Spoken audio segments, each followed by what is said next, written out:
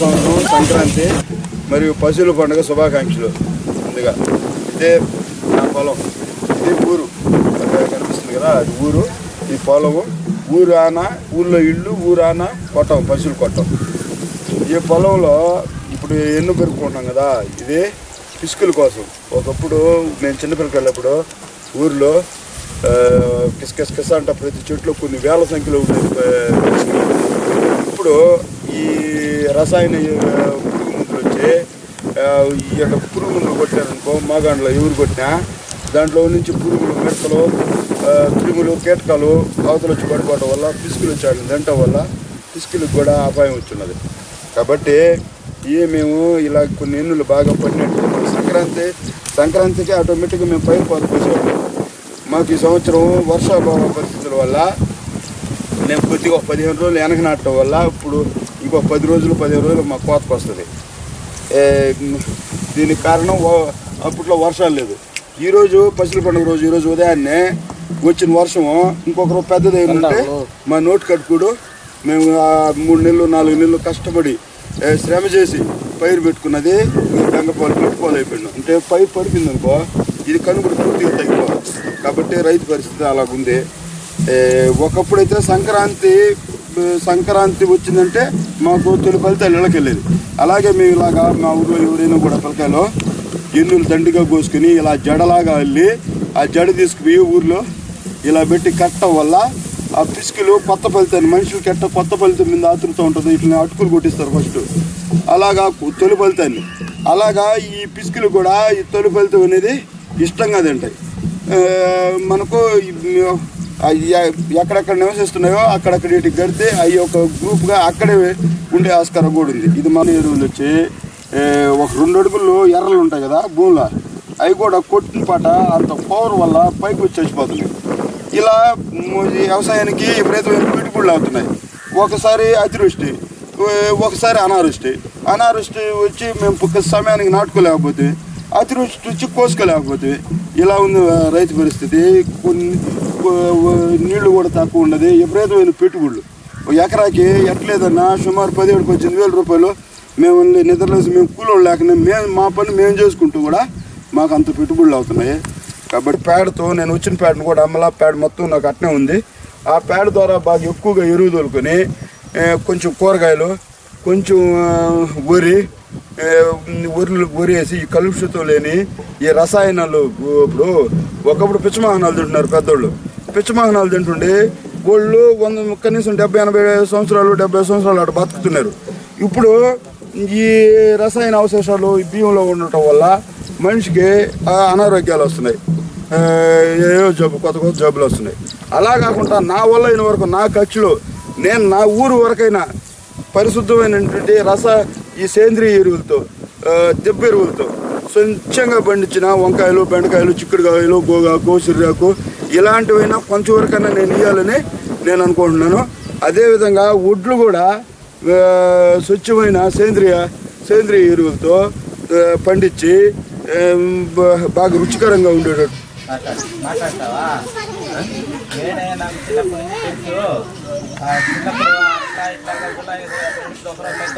మంచి మర్యాద పట్టుదలతో మేము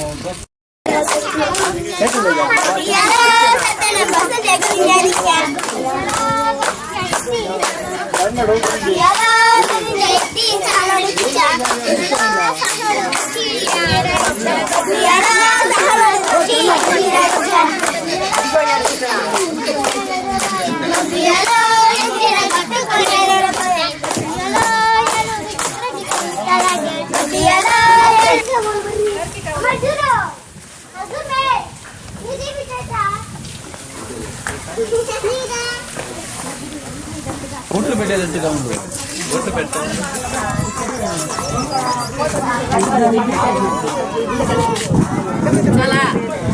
కళాభారాల కంటే కషాయి తీసుకొని మెడ్రాస్ మాకు దగ్గర ఉండటం వల్ల ప్రతి శనివారం సంత జరుగుతుంది కాబట్టి సంత దగ్గరికి తీసుకొని పోతున్నారు. చిన్న తోటలని తీసుకొని పోవటం అనేది నేను వ్యవసాయ కుటుంబంలో పుట్టి మా వ్యవసాయ ఆధారిత కుటుంబం అయ్యి మేము వ్యవసాయం చేసుకుంటూ బతికి ఆ పశువులతో ఉండే సహవాసం వల్ల ఆ పశువులు చూసే కాళ్ళకి మనసులో బాధేసింది. ఎట్టయినా కొన్ని మన చేతను వచ్చిన వరకు మన శక్తి వరకు కొన్ని దూడలైనా ఈ కషాయ కబంధ హస్తాల నుంచి మనం తీసుకొని మనం వాటిలో ఒకప్పుడు మన ఇంట్లో ఉండే మనం వాటి వల్ల బతికినాం కాబట్టి అటు పేడ మా ఊరంతా కూడా అట్టే ఉండింది. ఊరిలో ప్రతి ఇంటికి 5-6 బర్రెలు, ఆవులు, ఎద్దులు, జీవాలు రకరకాలుగా ఉండేవాళ్ళు. రకరకాలుగా ఉంటే బర్రెలు ద్వారా పాలు పెరుగు తీసుకొని పేడని వ్యవసాయాన్ని తోలుకొని వ్యవసాయం పండించుకుంటున్నాము. ఆ విధానం ఉండటం వల్ల వ్యవసాయ కుటుంబం అయిన వల్ల నేను ఆ దూడల్ని నేను కొనుక్కుంటాను, ఇస్తారని అంటే వాళ్ళు ఇస్తామని చెప్పినారు. కొనుక్కున్నాను, 4 దూడలు తెచ్చుకున్నాను. ఆ 4 దూడలు చాక్కుంటా ఇంకా 4 తెచ్చుకున్నాను. అట్టా ఒక నెల తిరిగాక ఒక 10 దూడలు చేసినాను. అవతల 4-5 నెలలకే ఒక 30 దూడలు చేసినాం. ఆ 30 దూడలు చాక్కుంటా చిన్న దూడలు కేవలం వాటి మీద ఉండే మేము మా ఇంట్లో ఉండటం వల్ల చిన్న వయసు నుంచి వాటి మధ్యలో తిరగటం వల్ల నాకు వాటి మీద వాస్తవంగా వ్యాపార దృష్టి అయితే కాదు, ఇట్లా సంపాదించుకోవాలని కాదు. అయితే నాకు పొలాలు ఉన్నాయి, ఎరువు కూడా వస్తుందని చెప్పి ఉండింది. అలా నేను ఆ దూడలు కొనుక్కుంటూ అటు పెంచుకుంటూ ఒక 2013 నవంబర్లో మళ్ళీ ఒక 40 దూడలు తెచ్చాం. అందులో ఒక చిన్న దూడ ఒకటి ఉండింది. ఆ చిన్న దూడనే మేము సంతలో పోయి కళాబారాలు పోయి దూడలో కొనుక్కుంటే ఆ చిన్న దూడకి మెడ కింద వాసు ఉండింది. వాసుంటే మా ఊళ్ళో ఇది వాసుందిరా వద్దని అంటే ఏదో పులు బిగించుకొని వాసు ఉంటుందిలే అని చెప్పి అనుకొని తెచ్చుకున్నాం. అది కూడా తక్కువ రేటుకి 1500 రూపాయలకి వచ్చింది. చిన్న దూడ, దాని మీద జాలితోనే తెచ్చుకున్నాం. అదే కుతికివాపు జబ్బు ప్రభావం ఇచ్చింది. నా దగ్గర ఉన్న దూడలకు కూడా అది అంటించిన తర్వాత అది వచ్చిన తర్వాత ఉండే దూడలన్నీ జబ్బులు పడిపోవటం, అవి ఒక రోజులోని ఒక ఉదయాన్ని ఒకటి, మధ్యాహ్నం ఒకటి, సాయంకాలం ఒకటిగా చనిపోయేది. ఒక్కరోజు 4-5 కూడా చచ్చిపోయినాయి. మా ఊర్లో ఉండే మా వాళ్ళు కానీ, మా అర్జున్ వాళ్ళలో ఉండే మా వాళ్ళు కానీ, గిరిజన కాలనీలో వాళ్ళు కానీ వచ్చి నిద్రలేసి వచ్చి అయ్యో ఆ సమయం ఆయన దూడల యొక్క అభిమానంతో ప్రేమతో చావుకుంటున్నాడే, ఆయన రోజు 5-6 చచ్చిపోతున్నాయని చెప్పి వాళ్ళందరూ అర్జున్ వాళ్ళ పిల్లకాయలందరూ వచ్చి ఇక్కడే ఉండే ఒక దూడ చచ్చిపోతే ఒక 20 మంది కలిపి ట్రాక్టర్ ట్రక్కులు వేసి అటు ఊరు అవతల ఒక పెద్ద గుంటలోడే ఆ గుంటలో ట్రాక్టర్ హైడ్రోల్ లేపి గుంట్లో పడిన తర్వాత సున్నం బస్తా చించి బస్తాగా పోసి కుక్కలు వాడుకుంటూ బూడిసేసి కమ్మండ్లు కొట్టేసి వచ్చేవాడు. వేసేసి వచ్చి రోజు 2-3 ఊరంతా విన్న వాళ్ళకి చుట్టుపక్కల వాళ్ళకి అయ్యో అనిపించింది. నాకు కొంతమంది ఫ్రెండ్స్ వాళ్ళు నీకు కలిసి రావో, నువ్వు పశువుల మీద ఉండే ప్రేమని తగ్గించుకో, నీకు పశువులు అంతా అనుకోలేచువో అని కొంతమంది పెద్దోళ్ళు వాళ్ళు మూఢ జ్ఞానంతో నీకేదో చెడు చేస్తున్నారు, అందువల్ల చచ్చిపోతున్నాయి అని వాళ్ళు ఒక రకంగా భ్రమపడ్డారు. అలా నేనైతే మా మండల డాక్టర్ గారిని సంప్రదించి మా మండల డాక్టర్ గారి ద్వారా తిరుపతి ఆర్ట్ కాలేజీ నుంచి లెక్చరర్లు, ప్రొఫెసర్లు, శాస్త్రవేత్తలు వచ్చి 4 రోజులు 5 రోజులు ఉండి మేము చాలా ఇంజక్షన్లు చాలా డబ్బులు ఖర్చు పెట్టి అప్పటికే మాకు చేయి మీద దాటిపోయి 36 చచ్చిపోయినాయి. ఇప్పుడు నాకు మొత్తం 111 ఉన్నాయి. 111లో 36 ఈ జబ్బులకి చచ్చిపోయిన తర్వాత నేను చాలా డబ్బులు ఖర్చు పెట్టాను. అసలు వద్దు నీకు ఉండించుకో బాబా, నీకు కలిసి రావని అయితే అందరూ నిర్ణయం చేసినారు. నాకు వాటి మీద ఉండే ప్రేమ వల్ల, వాటి మీద ఉండే అభిమానం వల్ల నేను వాటిని ఎట్టయినా సాక్కోవాలి అని చెప్పి నేను అట్లా మాత్రం ఎవరెన్ని చెప్పిన నేను పాంగొట్టుకోలేదు. అలా నేను చాక్కుంటూ వచ్చినాను. చిన్న దూడల నుంచి ఒక్కొక్క దూడకు ఒక్కొక్క చరిత్ర అయ్యి అలాగా చాక్కుంటా తీసుకొచ్చిన ఈ మధ్యన 3 దూడలు ఈయనయ్యే. ఇప్పుడు నా పరిసరాలకి నా భాష నన్ను మచ్చిక చేసుకోవటం, నన్ను చూస్తే ఆప్యాయంగా రావటం, నేను పిల్లలాగా ఈ నిద్రలేసి వచ్చి సాయంకాలం దాకా ఒక రోజు ఉన్నా నాకు ఇదవుతుంది, నాకు అంత శ్రమ అనిపించదు. ఏదైనా రిస్కులు అట్లా మనసు బాగాలేకపోయినా నేను ఉదయం వచ్చి సాయంకాలం దాకుంటాను. ఇక్కడ నా ఫ్రెండ్స్ పుట్టు గురవైన ఆయన, గంగావతి తిరుపాలని ఆయన, ఇంకో గుంటపూడి గురవైన ఆయన, వీళ్ళంతా లొక్కు గురవైన ఆయన, వీళ్ళంతా నాతో ఉండి వీటికి చెట్టుకి పడి కష్టాలు నిష్టాలకు పడి వీటిని ఇప్పుడు చాలా దెబ్బతిన్నాడు, చాలా దూడలు చచ్చిపోయిన పాపము, అవి ముర్రా జాతి ఎక్కువ రేట్లు పెట్టుకొని పెట్టుకున్నాడు అని కొంతవరకు వాళ్ళ సహకారం కూడా ఉండి ఆయన ఎట్టయినా మళ్ళీ కోలుకోవాలి, ఏదో ప్రకారం ఉండాలి అని వాళ్ళు కూడా రైతులు పువ్వులు ఉండి మాకు ఉండే శేఖరం, ఇంకా కిరణం, ఇంకా మెరగాయ వెంకటరమణ శెట్టి ఇలాంటి వాళ్ళు పెద్దోళ్ళు చిన్నోళ్ళు ఉండి నాకు అన్ని రకాలుగా సహాయాలు చేసినారు. నాకు వీటి మీద ఈ అభిమానం ప్రేమ అన్నీ ఉన్నాయి. నేను నాకు ఇప్పటికి కొంతమంది డైరీ బోరాలు పెట్టిన వాళ్ళు ఎవరు బాగుపడలేదు, ఎవరెవరు పెట్టేంతంతో లాసులు అయిపోయి అప్రపాలు అయిపోయినారు. నువ్వు నీకు అటు వల్ల పాలు వచ్చేది లేకపోయా, నువ్వు ఎందుకు వాటిని సాగుకోవటం, అవి చెడిపోతారు అని చూసిన వాళ్ళంతా. నేనైతే ఇంతకుముందు ల్యాప్టాప్లో పెట్టిన ఇప్పుడు నేను ల్యాప్టాప్లో పెట్టాలన్నా పెద్దోళ్ళు ఇప్పుడు మన ఉప్పల ప్రసాదరావు గారు లాంటి వాళ్ళు కానీ, మర్రెడ్డి జితేంద్ర రెడ్డి లాంటి వాళ్ళు కానీ, వాళ్ళ తలబండిని పాడి పరిశ్రమలు తలబండిన మహానుభావులు సలహాలు సంప్రదింపులు ఇస్తారనే నా అభిప్రాయం. అలా కాకుండా చూసిన వాళ్ళంతా నిరుత్సాహపరిచినారు. ఈ ఎప్పటికయా ఇది ఆ దూడ ఉంది, ఇది ముర్రా జాతి, ఇది ఒరిజినల్, ఈ ఒరిజినల్ జాతి దూడ, ఇది ఎప్పటికి నీకు వచ్చి నీకు ఏది నీకు ఇది అవుతుంది అని అంటారు. నాకైతే ఇది ఒరిజినల్ నికరమైన ముర్రా, ఇది పెద్ద, ఇదైతే మంచి జాతి కూడా, ఒరిజినల్ జాతి కూడా అవుతుంది. అలాగా ఇవన్నీ కూడా కొన్నిట్లో ఇట్లో 17-18 కట్లు ఉన్నాయి, కొరవ లాజోడు మీద ఉన్నాయి, కొన్ని కట్టే దశకి పొలానికి వచ్చేసినాయి, దగ్గరలో పొలానికి వస్తాయి. అయినా నేను వ్యాపార దుఃఖతో కాకుండా వీటి మీద ఉండే అభిమానం, జాలి, ప్రేమ, వీటితో నా సొంతంగా నేను సాగుకుంటున్నాను. ఉదయంతో ఈ మామూలు పైర్లు నాటినప్పుడు, వ్యవసాయాలు లేనప్పుడు ఉదయాన్నే కైలోకి వెళ్ళిపోతాయి, మధ్యాహ్నం సాయంకాలం దాకా మేసి ఇంటికి వస్తాయి. ఇంటికి వచ్చినప్పుడు మేము చుట్టూరు గాడిలో ఎండుగడ్డి వేస్తాము. వచ్చి ఎండుగడ్డి తిని ఆ తొట్టులో నీళ్లు తాగుతాయి. ఆ తొట్టులో నీళ్లు తాగి మళ్ళీ ఈ కట్టేసేటు కాదు కాబట్టి ఈడ ఈ ఎండుగడ్డి ఆ గాడిలో ఉండి ఎండుగడ్డి తిని అటుగా నీళ్ళు తాగటం వల్ల ఇటు ఫ్రీ, ఈ యొక్క బందా కానీ ఒక బందాకానాలో ఉండే ఫీలింగ్ ఇటు ఉండదు. ఈ కాలారా తిరుగుతాయి, మళ్ళీ ఎండ టైం వస్తే నీళ్ళలో పడతాయి. మళ్ళీ తర్వాత ఇంటికి వచ్చిన తర్వాత ఎండుగడ్డి తింటూ నీళ్ళు తాగటం, మళ్ళీ ఆకలిస్తే మళ్ళీ ఎండుగడ్డి తింటూ ఉంటాయి. కాబట్టి నాకు వెనక ముందు నా పరిసరాలు అన్నిటికీ ఇది వచ్చి 2.5 సంవత్సరం అవుతుంది. ఇప్పుడు కొన్ని ఉన్నాయి, కొన్ని లేకపోతే ఉన్నాయి. ఇది మొన్న ఈనింది ఒక మూడు ఫస్ట్ కానీ ఫస్ట్ ఒక 3 మూడింతే ఫస్ట్ ఇది ఈనింది. దీనికి పుట్టిన తొలి ఫస్ట్ వచ్చిన దూడ పేరు మా ఊళ్ళో రమణయ్య, రమేష్, నరేష్ అనే పిల్లకాయలు. దీనికి దూడకి లక్ష్మి అని పేరు పెట్టినారు. మన ఇంట్లోకి ఫస్ట్ వచ్చింది కదా కాబట్టి ఇది మనకు లక్ష్మి లాంటిది అని లక్ష్మిని పెట్టింది. తర్వాత ఇంకొక బర్రి దీనింది, అవతల కూడా సరే ఇది దీనికి ఒక ఆడతోడే పుట్టింది. దానికి ఆడతోడే దీనికి ఆడతోడు పుడితే దీని పేరు ఆ దూడ పేరు సీతమ్మ అని పెట్టినారు మా పిల్లకాయలు. ఇంకోటి దాన్ని ఉంది ఇంకో బర్రె, ఆ బర్రెకి దూడ పుడితే అది కుర్రదూడ, దాని పేరు రాముడు దూడ పేరు. మేము వీటిలో సంపాదించుకోలే కాబట్టి వీటిని కడుపు నిండా మేపుకుంటూ వీటిని మేముకున్న సావాసంతో ఉన్న అనుబంధంతో నాన్నమ్మ ఉన్నప్పుడు మాకు ఇంట్లో 5-6 ఉన్నాయి. పెద్ద దబ్బర నిండా ఎర్రగా కాసేదామి, దాంట్లో పెరిగేసి మజ్జిగ పెట్టి ఇలా చిలకతానే ఉండేది ఎప్పుడు.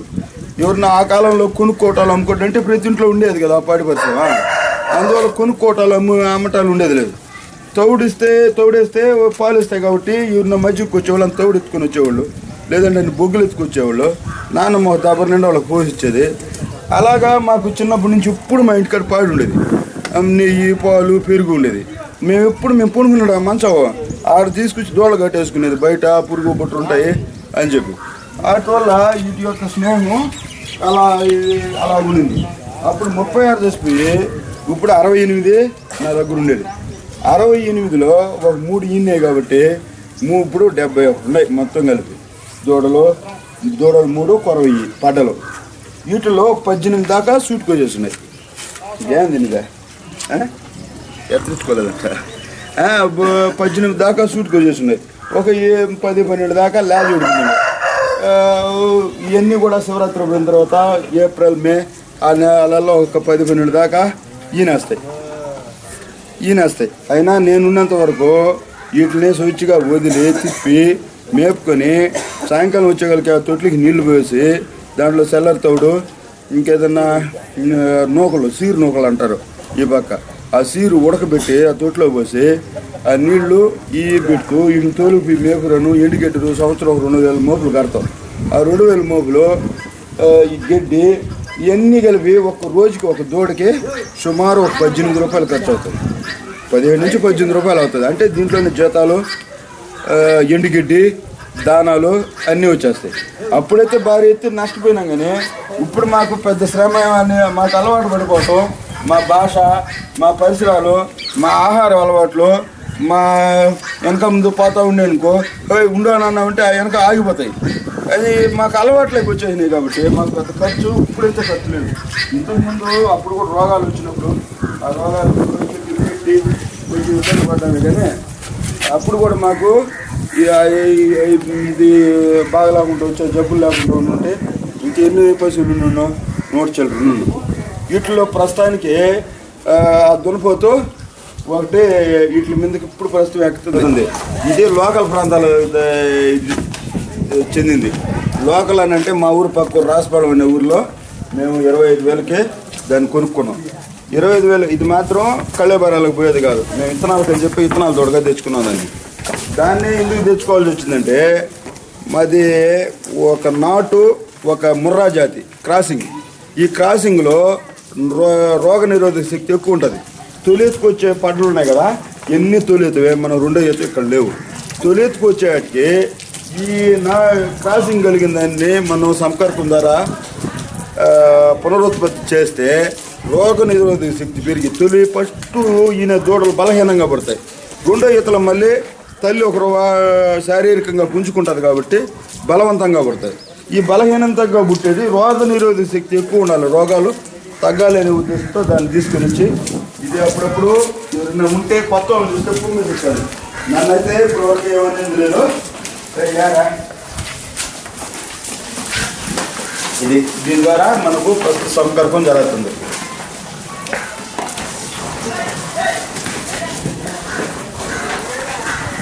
ఇది నాటు ముర్రా క్రాసింగ్. దీంట్లో నా తర్వాత తరానికి 2వ ఈతకొచ్చేటప్పటికి అంటే వచ్చే నవంబర్ డిసెంబర్కి నాకు ఒరిజినల్ బ్రీడ్ కావాలి. కాబట్టి దానికి సంబంధించిన మొత్తం 5 దున్నపోతులు ఉన్నాయి. ఈ 5 దున్నపోతులు ఇది క్రాసింగ్.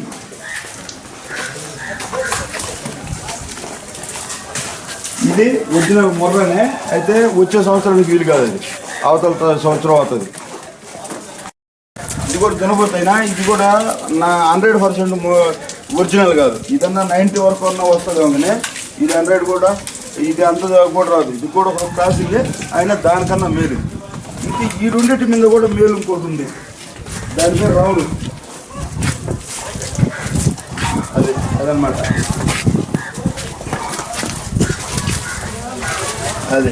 అదే ఇప్పుడు 2 గోళ్ళ మీద ఉంది. యాదోడే మా ఇంటికి వచ్చేటప్పటికి దాని ఈపంతా పగిలిపోయి దాంతో 4 దోళ్ళు తెచ్చాం. 4 దోళ్ళు ఫారంలో తెచ్చాం. ఆ ఫారంలో చేస్తే ఈపు మీద పగిలిపోయి వాసన, విపరీతమైన వాసన వస్తుంది.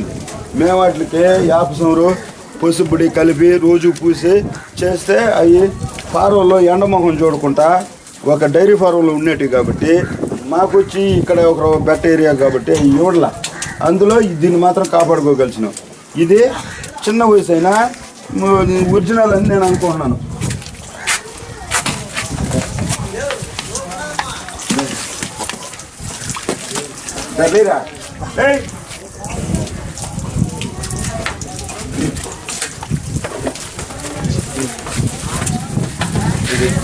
ఇదంతా ఇవంతా పగిలిపోయి చూస్తే వాసన వచ్చేది. ఇదే 2 కాళ్ళు పట్టుకొని చేతితో పెట్టి రిక్షాలో పెట్టుకొని వచ్చినాం. చిన్న తోటప్పుడు దీంతో వచ్చిన 2 దోళ్ళు వస్తే అవి ఒకటి 4 రోజులు బతికి మళ్ళీ రోజు మందులు వేసేది, రోజు ఇంజక్షన్లు వేసేది, రోజు 50 వీటినంతా రుద్ది పసుపు 50 రోజులు కలిపి రుద్ది అదంతా మేము దాని గాయాలన్నీ మార్చుకొని మా వాతావరణం చిన్నగా అలవాటు చేసుకొని ఇప్పుడు మా అడవిలో ఎక్కడ పోవాలి, ఎక్కడ ఇవన్నీ కూడా ఈ పశువులన్నీ కూడా ఏరే పశువులు వచ్చి 1-2 వచ్చి కలిస్తే ఒప్పు ఈ పోయి ఏరే పశువులో కలవు. ఎన్ని 4 పశువులు వచ్చాయి అనుకో అన్నీ కలిపి గుమ్మడిగా పోతాయి. మళ్ళీ వీటిలోకి ఏమైనా వస్తే అన్నీ కలిపి తరుగుంటాయి.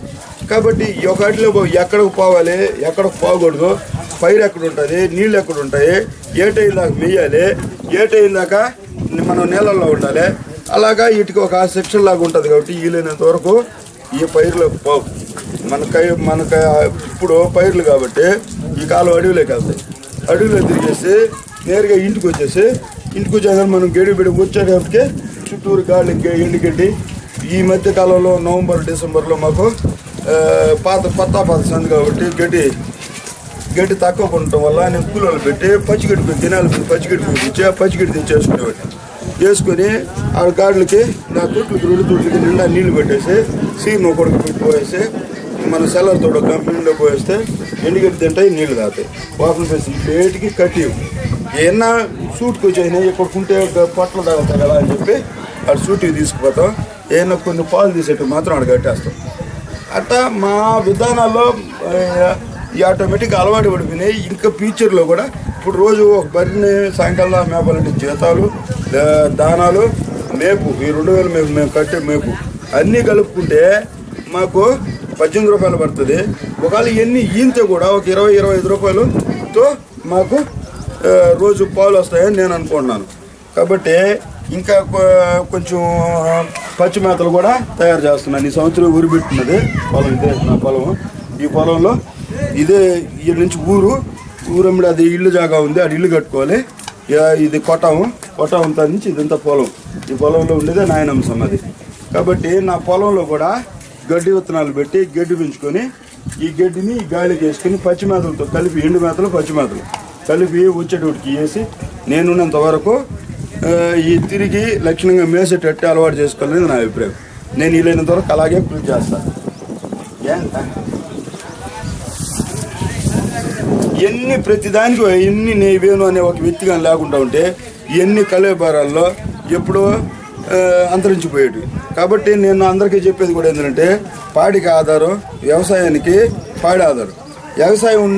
పాడి ఉన్న వ్యవసాయం సిరిలు పండుతుంది. ఇప్పుడు పేడేస్తున్నాం, పాలు పెరుగు మన అవసరాలకు ఉపయోగపడ్డా మనకు కొంచెంగా రాబడి వచ్చినా మనకు వచ్చే దీనివల్ల వచ్చే పేడ మన సొంత పొలాలకు వేసుకోవడం వల్ల ఈ రసాయన ఎరువులు, ఈ క్రిమి సంహారం మందులు, ఈ తెగుళ్ళు ఇవన్నీ కూడా కొంతవరకు మనం అరికట్టుకొని దాని ద్వారా పండించుకుంటే పంటల ఉత్పత్తి వస్తుంది. ఈ పాడి పరిశ్రమ కూడా నాకు జబ్బులు చిన్నతోడు తేవడం జబ్బుల వల్ల నేను అన్ని లక్షల రూపాయలు మందులు పోసి కొన్ని పాము కొట్టుకుని ఇబ్బంది పడ్డానే. కానీ ఇక నాకు వీలైనంతవరకు నా పరిసరాలకి నా వాతావరణాన్ని మరిగిపోయిన సమస్య లేదు. కాబట్టి అందరూ కూడా ప్రతి రైతు కూడా పాడి పరిశ్రమ ప్రతి ఇంట్లో ఉండాలనేది నా ఆశ. ప్రతి ఒక్క ఇంట్లో వాళ్ళ సొంత వాళ్ళ కన్నా కూడా ఆ పొలానికి తగిన ఒక 4 ఎకరాలు ఉన్న రైతు ఒక 5 బర్రెలు 6 బర్రెలు పెట్టుకుంటే దీని ద్వారా వచ్చే పేడ ఎత్తుకుపోయి కైలో వేసుకొని కైని లక్షణంగా పండించుకొని ఈ రసాయన ఎరువులు తప్పించి ఆరోగ్యంగా తిండి కూడా ఆరోగ్యంగా ఉంటుంది.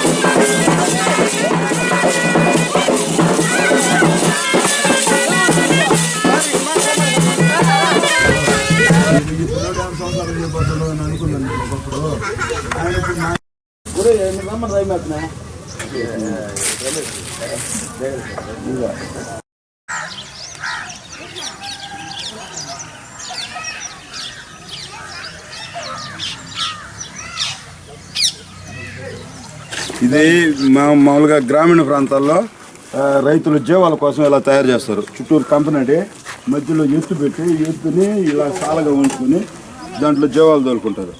నేను దీన్ని షెడ్ లేక అందులో దూడల పెంపకము, ఆ దూడల పెంపకంలో రోజు పెట్టుబడి రాబడి ఉండదు. అందువల్ల నేను సొంతంగా ఆలోచించి ఇలాగ చుట్టూ నా కాసిరాళ్ళు, ఈ కాసిరాళ్ళకి ఇలా కమ్మినట్టి ఇలా లోపల తోలేను. లోపల తోలేస్తే సహజంగా మట్టిలో చిన్న దూడలు ఏం చేస్తాయి అంటే మట్టి తినేస్తే ఏలుకుపోలు అలాగా దూడలు బలహీనం అవుతాయి.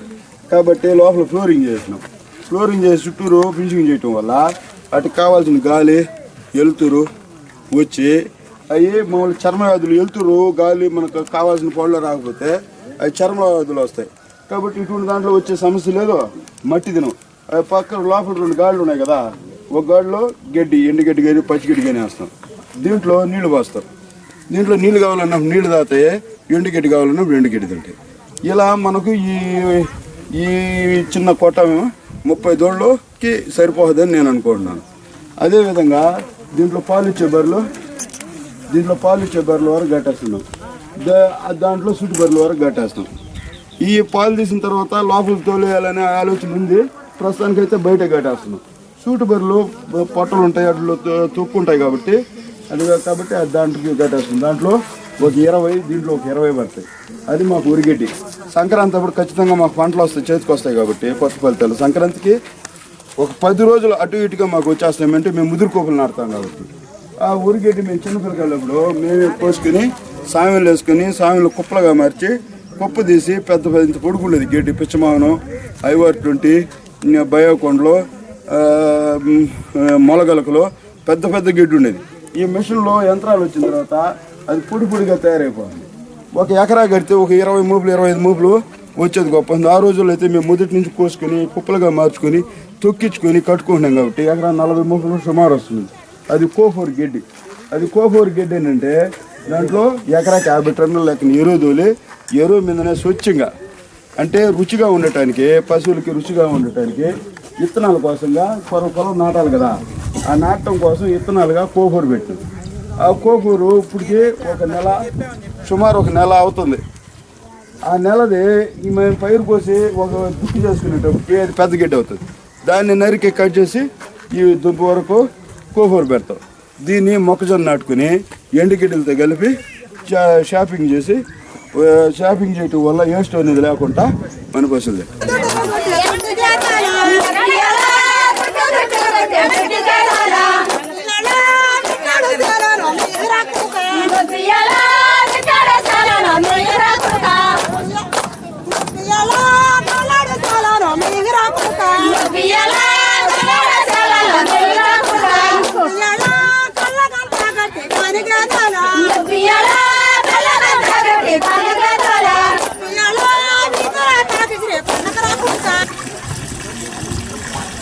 ఈ కోళ్ళు ఇంటి దగ్గర పెంచడం వల్ల, ఫారం అమ్మిడి ఉండటం వల్ల ఈ కోళ్ళు మన ఫారంలో ఉంటే పశువులకి కానీ దూడలకు కానీ వచ్చే గోమార్లు, పిడుదలు ఇవి తినేస్తాయి. వీటి వల్ల ఆ గోమార్లు, ఆ పిడుదల వల్ల వచ్చే జబ్బులు కొంచెం వరకు పశువులు తగ్గుతాయి. కాబట్టి ప్రతి ఒక్కరూ మన పురాతనంగా వస్తున్న నాటుకోళ్ళు పెంచుకుంటే రైతుకి ఉపయోగకరంగా ఉంటుందని నా అభిప్రాయం.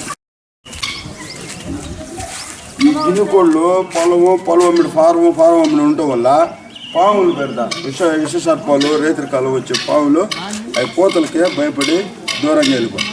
కాబట్టి ఈ పాములు విషపూరితమైన పాముల కోసం అవి ఉంటే మంచిదని ఉన్నాయి. శ్రీ పొట్టి శ్రీరాములు, నెల్లూరు జిల్లా, మోదుగులపాలెం గ్రామం మాది. అలకూరు మండలం, మోదుగులపాలెం. మా ఊరు వరకు ఒక 50 కుటుంబాలు, అర్జునవాడ వరకు 70, గిరిజన కాలనీ ఒక 20 కుటుంబాలు, మొత్తం సుమారు ఒక 150 కుటుంబాలు. 150 కుటుంబాలు ఉంటే మేము పురాతనంగా ఇప్పుడు వరకు కూడా అర్జునవాడ వాళ్ళు కానీ గిరిజన కాలనీ వాళ్ళు కానీ మేము అన్నదమ్ములాలు ఉంటాం. అర్జునవాడకు మేము పోతే పెదనాయన, చిన్నాయన అని, అత్త, మామ అని, బావా, బామర్దనని పిలుచుకుంటాం. వాళ్ళు ఊర్లోకి వచ్చినా మాతో అన్న, వదిన, అత్త, మామ అని మేము ఒక కుటుంబంలా ఉంటాం. మా ఊర్లో ఉండే గిరిజన్స్లో 3 తెగలు. 1 ఎరుకల, 2 యానాది, 3 సల్ల యానాదులు. మా ఊర్లో ఉండే యానాదులు కూడా దొంగతనాలు కానీ తప్పు పనులు కానీ చేయరు. వాళ్ళు నిద్రలేసి వ్యవసాయ పనులు చేసుకుంటూ అలా ఒక అరెకరా పొలం ఉంటే ఆ పొలం చేసుకుంటూ ఉన్నారు. ఊర్లో ఉండేది కైకాల పొలం. కైకాల అంటే తమిళ్లో అర్థం వచ్చి కై అంటే చెయ్యని, కాళ్ళు అంటే కాలని, చెయ్యి కాలు కలిగిన వృత్తి కలిగినటువంటి వాడు అని అర్థం. మేము మగ్గాలు నేసుకుంటూ సనాతనంగా జీవనం సాగిస్తున్నాం. మేము చిన్న పిల్లకాయలప్పుడు ఒక తుఫాను వచ్చింది. ఆ తుఫానుకి మగ్గాల గుంటల్లో నీళ్ళు రావటం, పడిపోవటం, గుడిసెలు పడిపోవటం అలా జరగటం వల్ల మేము అది మొదలుకున్నప్పటికే మగ్గాలు దివాలా తీసి కష్టపడి నేసిన గిట్టని పరిస్థితి ఉంది. గిట్టని పరిస్థితిలో మేము లాక్కొస్తూ ఉంటే తుఫాను వచ్చి పూర్తిగా మొగ్గాలు పడిపోవటం వల్ల ఆడ వరకు మొగ్గాలని స్వస్తి చెప్పి వ్యవసాయ పనులు చేసుకుంటున్నాం. మా తరం వాళ్ళకి ఉద్ద మధ్యం ఇప్పుడు ఈయన బాగా నేస్తాడు, ఇంకా కొంతమంది బాగా నేస్తారు, నేను కొద్దిగా నేస్తాను. మా తరం ముందు వాళ్ళు బాగా తీసేవాళ్ళు, బాగా నెయ్యగలిసిన వాళ్ళు ఉన్నారు. ఇది మాతోనే అంతరించిపోకూడదని రాబోయే భావితరాలకు కూడా సనాతనంగా వస్తున్న చేనేతను వాళ్ళకు కూడా అందియాలని మా కోరిక. అదేవిధంగా మా ఊరు అర్జున్ వాళ్ళు 20-25 సంవత్సరాలుగా బ్యాండ్ సెట్టు ప్రసిద్ధి ఉంది. కొంతమంది వాళ్ళ దగ్గర శిశువులకు నేర్చుకుని కూడా చుట్టుపక్కల వాయిస్తున్నారు. అదేవిధంగా మా ఊరు గిరిజన కాలనీలో తట్టలు, బుట్టలు, పంజరాలు అలాంటివి గేదెలతో తయారు చేసి ప్రసిద్ధిగా అల్లుతారు. ఎవరన్నా దయగల మహారాజులు, మా ఊరు చాలా చిన్న ఊరు, అందరూ కలిసికట్టుగా ఉండే ఊరు, ఎవరన్నా దత్తత తీసుకుని మాకు సనాతనంగా అనాదిగా వస్తున్న ఈ చేనేతని ఒక 50 మొగ్గాలు చిన్న పరిశ్రమగా పెడితే ఒక 50 మందికి మా బతుకు చూపిస్తే మా భావితరాలకు మేము మొగ్గాలని అందించగలం. అదేవిధంగా ఈ ప్లాస్టిక్ తట్లు, ప్లాస్టిక్ బొట్లు ఇవి వచ్చేసిన తర్వాత మా వాళ్ళు, మా సోదరులు, గిరిజన సోదరులు ఈ తట్లు అమ్మటం ఇవి వదిలేసి వాళ్ళు వ్యవసాయ కూలీలుగా జీవనం సాగిస్తున్నారు. గవర్నమెంట్ కానీ పెద్దోళ్ళు కానీ వాళ్ళని ప్రోత్సహించి బాగా అల్లగలిసిన వాళ్ళు కాబట్టి వాళ్ళకి ఒక బతుకు తీరు చూపిస్తే వాళ్ళ కూలిపాటు గిట్టేటట్టు వాళ్ళు చేసుకుంటారు. అదేవిధంగా మా ఊరిలో చదువు రాకపోయినా వాళ్ళు బ్యాండ్ సెట్లో ప్రసిద్ధి. మేము చిన్నపిల్లకాయల నుంచి బాగా వాయించగలిసినాడు. వాళ్ళని కూడా పెద్దోళ్ళు ప్రోత్సహించి తీసుకురావాలి. ఇంకపోతే మా బడి గురించి, మా బడిలో మేము చిన్నపిల్లకాయలప్పుడు 5వ తరగతి వరకు ఉండింది. మేము 5వ తరగతి వరకు అది చదువుకొని మా వీడు వచ్చేకల్పుడు ఈయనైతే 2వ తరగతి, ఆయన వచ్చి 3, ఈయన వచ్చి అసలు బడికి పోలేదు. ఇలా చదువుకున్న మా తరంలో, నేను మా తరంలో 6వ తరగతి చదివింది వాళ్ళలో నేను ఒకనే. ఒకరిద్దరు 10th చదివిన వాళ్ళు అయితే ఒక 2-3 మా ఊరంతటి మీద మా వయసు వరకు ఉన్నారు. ఈ తరం వచ్చినప్పుడు తారు రోడ్డు పడిపోవటం వల్ల పోయి డిగ్రీలు చదువుకొని ఇప్పుడు చదువుకొని లోక జ్ఞానం తెలుసుకుంటూ ఉన్నారు. ఇదివరకు అయితే మా వరకే, నా వరకు వచ్చేటప్పుడు 6 వరకే ఉండేది. 6 వరకే నేను చదువుకున్నాను. అది చేసినంబేడు 6వ తరగతి చదువుకున్నాను. అప్పటికే వీళ్ళు ఏదో పెద్ద చదువు చదివినట్టు ఫీల్ అయిపోయేవాళ్ళు మా వాళ్ళు. ఇలాగా మేము అందరం అన్ని పొలాలు కలిసికట్టుగా అన్నల తమ్ముళ్ళు ఉంటాం. మాలో ఏదైనా చిన్న తారతమ్యాలు, ఏదైనా తేడాలు వస్తే మేమే కూర్చొని మాట్లాడుకొని మాలో మేమే సర్ది పెట్టుకుంటూ వస్తున్నాము. కాబట్టి ఈ చిన్న ఊరిని మాకు చుట్టుపక్కల మేము కూలీలకి, తవ్వాటాలకి, పైరు కోతలకి, కుప్పనూరు గుడికి అప్పుడు బాతున్నా మా చుట్టుపక్కల ప్రసిద్ధి. వాళ్ళు కష్టపడి ఒళ్ళుంచి సేద్యం చేస్తారు. మోదుగులు పడిపోళ్ళు వాళ్ళకి 10 రూపాయలు పెంచైనా చేయండి అనేది తీసుకుని పోయేవాళ్ళు మమ్మల్ని వచ్చి.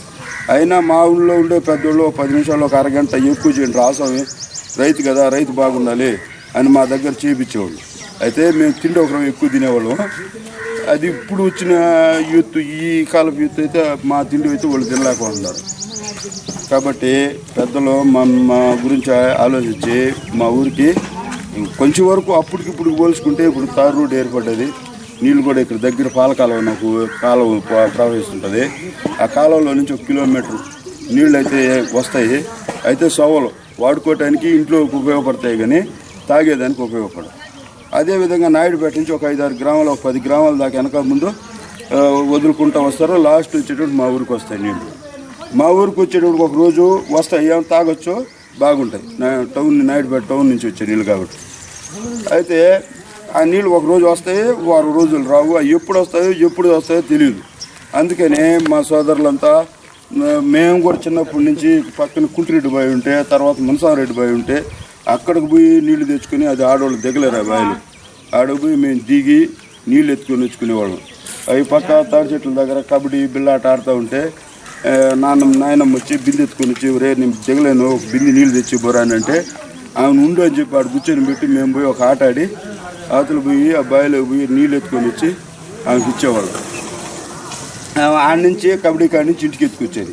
ఈ అవస్థలంతా చూసి మనం నీళ్ళ కోసం ఏదన్నా మన వల్ల ఏంది చేయాలని చెప్పి నా పొలంలోనే నేను 4-5 బోర్లు వేస్తే ఇక్కడ ఈ ఊర్లో నీళ్ళే పడవయా, ఇది ఒక మెట్ట ప్రాంతం అని వాళ్ళు చెప్పడం వల్ల మేము అది రకరకాలుగా బోర్లు వేసి అందులో ఉళ్ళబడిపోతా బోర్లు నానా తంటాలు పడి అవతల ఒక గురవయ్య అని తాళవైపోడు ఒక అబ్బాయి గురవయ్య అని, ఆయన చదువుకోలేదు, ఒకరోజు తెలివితేటలు ఆయన 6 అడుగు కేసింగ్లో 4 అడుగుల కేసింగ్ దించి దాన్ని వల జుట్టి ఆ గుల్లబడ్డ దుమ్ము ధూళి వచ్చినా అవి రాకుండా ఆయన అరికట్టి చొచ్చి నీళ్లు 1.5 ఇంచు కోర్సుగా వచ్చేటట్టు మాకు ఇచ్చినాడు, అందించినాడు. అప్పుడు మేము అప్పటికే ఒక 5-6 లక్షల రూపాయలు నీళ్ళ కోసం ఎట్టయినా తాగే నీళ్ళు వరకన్నా మా పుట్టి పెరిగిన ఊరికి మా ఊరికి మా కోసం తాగే నీళ్ళ వరకు ఎనీ టైం ఇవ్వాలనేది నా ఆశ. దానికోసం కొంచెం చిన్న ట్యాంక్ ఒకటి కట్టి ఆ ట్యాంకులో ఎప్పుడు నీళ్ళు వచ్చేటట్టు ఏర్పాటు చేసుకున్నాం. అది నాకు బర్రెలు ఉన్నాయి కాబట్టి వ్యవసాయం ఉంది కాబట్టి అవి స్ప్రింక్లర్ లాగా పెట్టి సొంతంగా వ్యవసాయం చేయాలని ఉంది. బరుగుడ్లకి మాకు తాగేదానికి ఊర్లో తాగేదానికి ఆడ వరకు అయితే సరిపోతాయని నేను అనుకుంటున్నాను.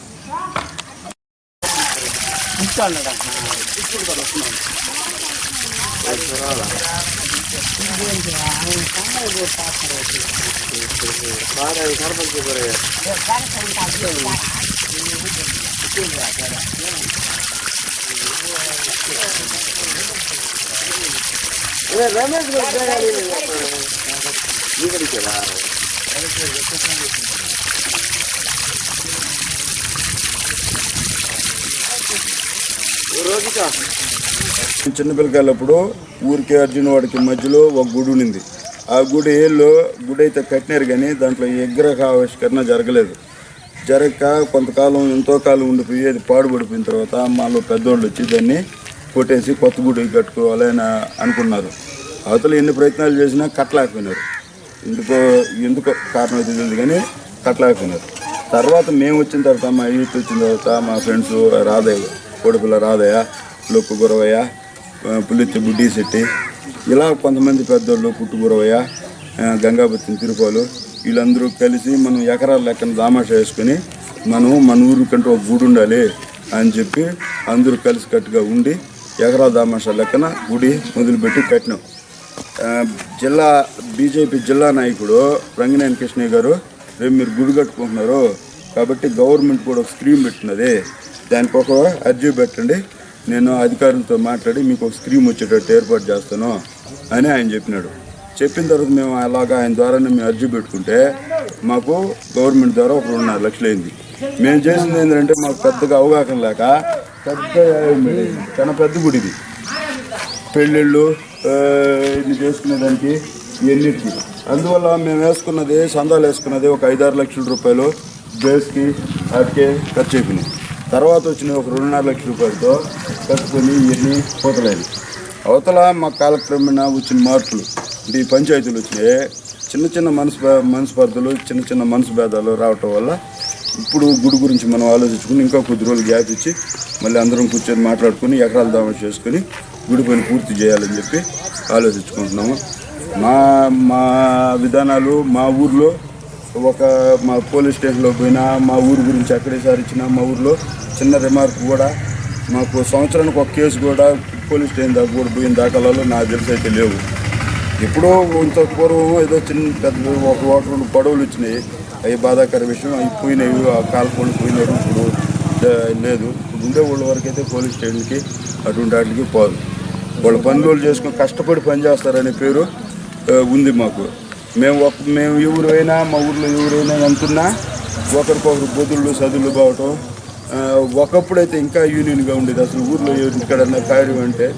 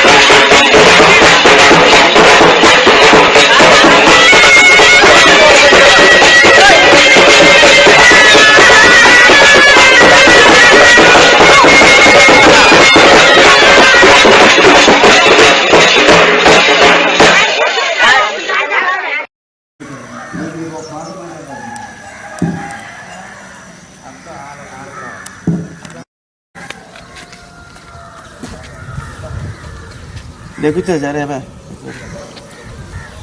మాట్లాడు.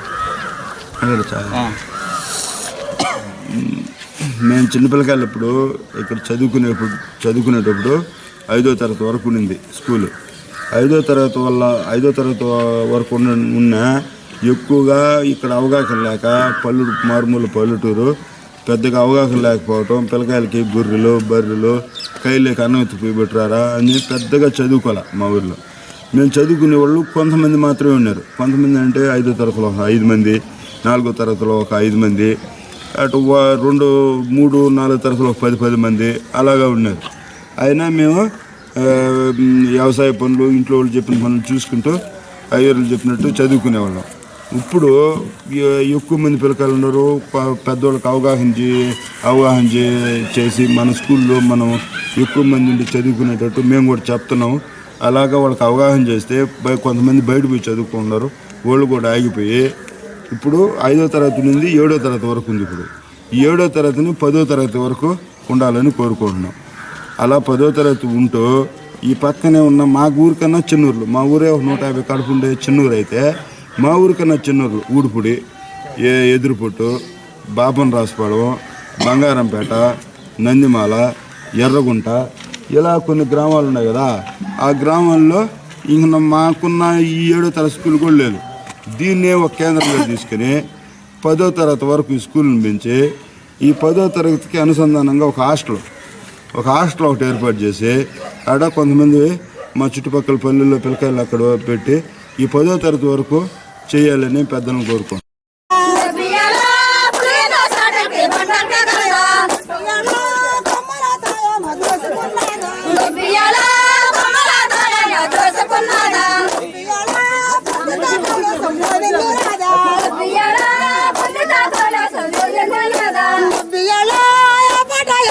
పాడిన